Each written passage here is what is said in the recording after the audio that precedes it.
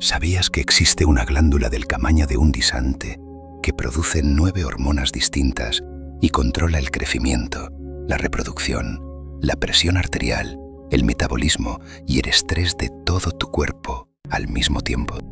Que cuando un tumor del tamaño de una uva crece en ella, puede dejarte ciego sin que sientas ningún dolor. Que si produce demasiada de una sola hormona durante la infancia, puedes crecer hasta superar los 2,5 metros de estatura. Y que si se destruye después de un parto, todo el sistema hormonal del cuerpo puede colapsar de forma irreversible en cuestión de horas. Esa glándula es la hipófisis. Y si viste nuestro vídeo sobre el hipotálamo, ya sabes que él le da las órdenes. Hoy vamos a conocer exactamente quién las ejecuta.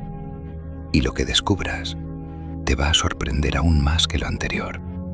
La hipófisis, también llamada glándula pituitaria, es una pequeña estructura que cuelga de la base del cerebro, conectada directamente al hipotálamo mediante un tallo llamado infundíbulo. Pesa apenas entre 0,5 y 1 gramo.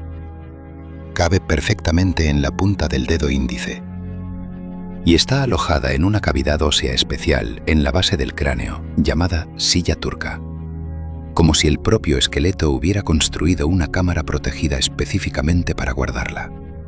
Pero lo que más sorprende de la hipófisis es su estructura interna, porque no es un órgano homogéneo.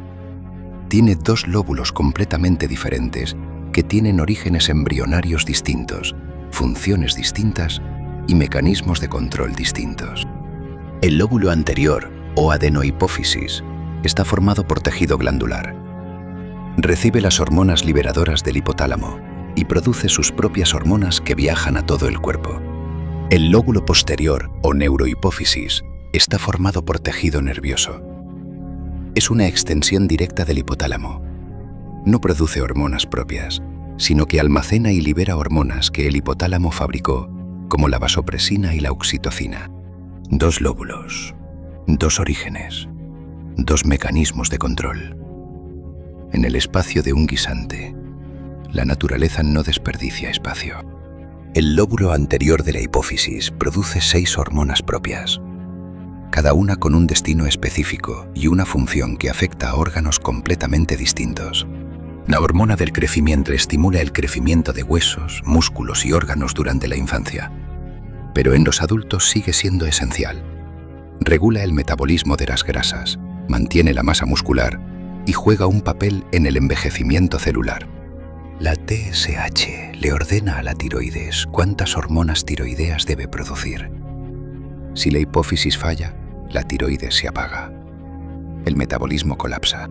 La ACTH le ordena a las glándulas suprarrenales cuánto cortisol deben producir.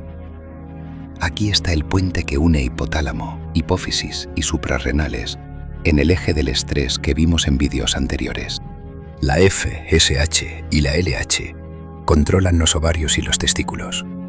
Regulan el ciclo menstrual, la ovulación, la producción de estrógenos, progesterona y testosterona. La prolactina estimula la producción de leche materna después del parto. Y el lóbulo posterior libera otras 2 más. La vasopresina, que regula la retención de agua en los riñones, y la oxitocina, la hormona del vínculo afectivo, del parto y de la lactancia. 9 hormonas. Un guisante. Ningún ingeniero humano ha diseñado nada remotamente comparable en ese volumen.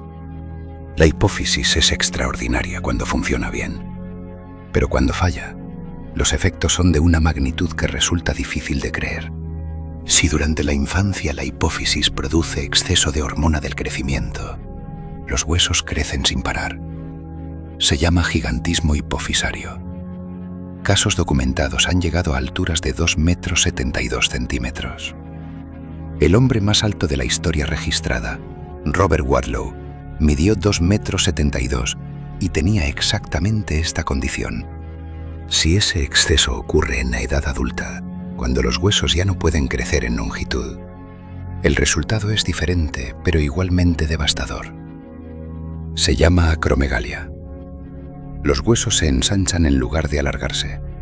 Las manos y los pies se agrandan. Los rasgos faciales se vuelven prominentes. Los órganos internos también crecen de forma descontrolada. En el extremo opuesto, si la hipófisis produce insuficiente hormona del crecimiento durante la infancia, el resultado es el enanismo hipofisario. A diferencia del enanismo genético, este tiene tratamiento si se detecta a tiempo. Inyecciones de hormona del crecimiento que pueden permitir un desarrollo casi completamente normal. Y hay una condición que afecta exclusivamente a las mujeres y que muy pocos conocen. Se llama síndrome de Sheehan. Ocurre cuando durante el parto hay una hemorragia severa que reduce drásticamente el flujo de sangre a la hipófisis. Sin oxígeno, las células hipofisarias mueren. Una mujer que atraviesa ese momento puede quedarse sin hipófisis funcional de forma permanente, sin hormonas tiroideas, sin cortisol, sin hormonas sexuales, sin prolactina. Todo el sistema hormonal colapsando al mismo tiempo. Es una emergencia endocrina que puede pasar desapercibida durante meses o años si no se sospecha. Ahora viene la parte que más te va a impactar. Porque los tumores de hipófisis son mucho más frecuentes de lo que la mayoría imagina. Se estima que entre el 10 y el 25% de la población general tiene un tumor hipofisario pequeño, la mayoría completamente indetectado e inactivo durante toda la vida. En muchos casos, se descubren de forma incidental en resonancias magnéticas realizadas por otras causas. Pero cuando un tumor hipofisario crece, produce dos tipos de problemas simultáneos que son completamente distintos entre sí. El primer problema es hormonal.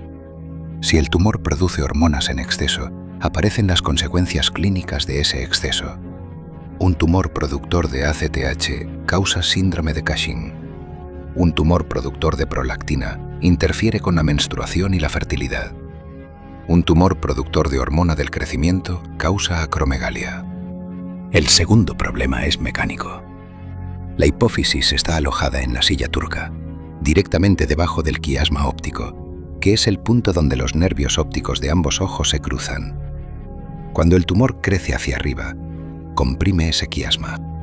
El resultado es una pérdida de visión muy específica y muy característica. Desaparece la visión periférica lateral de ambos ojos. La persona empieza a perder los extremos de su campo visual sin dolor, sin síntomas previos, a veces tan lentamente que no lo nota hasta que la pérdida es muy significativa. Un tumor en la cabeza que destruye la visión lateral sin producir dolor, sin cefalea, sin náuseas, sin ninguna señal de alarma obvia. Solo un campo visual que se va estrechando tan despacio que la persona se adapta sin darse cuenta. Por eso, ante cualquier pérdida de visión periférica bilateral, aunque sea sutil, aunque parezca poca cosa, la evaluación debe incluir siempre descartar un tumor hipofisario. Primero, si notas que tu campo visual lateral se ha reducido, que tropiezas con cosas que no ves por los lados, o que al mirar al frente ves menos de lo que solías ver, pide una evaluación oftalmológica que incluya campimetría. Ese examen mide el campo visual completo y puede revelar el patrón específico de pérdida que produce un tumor hipofisario.